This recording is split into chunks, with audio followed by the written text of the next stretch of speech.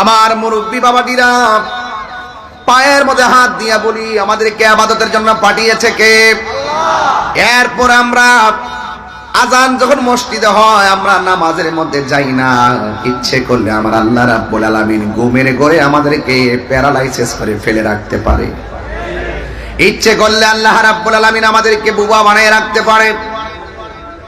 এরপর আল্লাহ আমাদেরকে ঘুম থেকে উঠাইছে, আবার আমাদেরকে কাজকর্ম করাইয়া 3 বেলা খাওয়াইছে, রিজিকও দিছে। এরপর আল্লাহ রাব্বুল আলামিন আমাদেরকে বোবা বানাই নাই। কেন? তার কারণটা কি?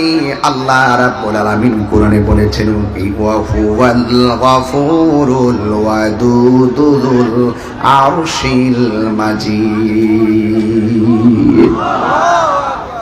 He is the forgiving and loving. He is the forgiving and loving. আল্লাহ হলো প্রেমময়, আল্লাহ হলো ক্ষমাশীল।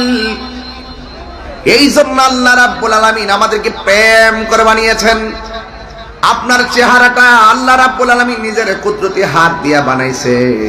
এই মুখ, এই চেহারার ভিতরে জবান আছে না নাই? আছে কিনা বলেন? এই জবান দিয়ে জিকির করব কার? জবান দিয়ে জিকির হবে কার? এখানের ভিতরে আল্লাহ একটা জবান দিয়েছেন। এই জবান দিয়ে আমরা আল্লাহর জিকির করব।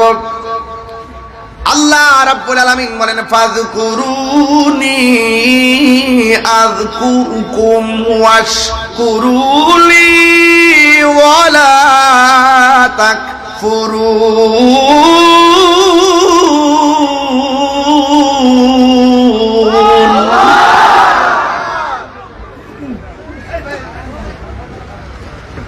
ফাযকুরুনি আযকুরকুম ওয়াশকুরুলি ওয়ালা তাকফুরুন।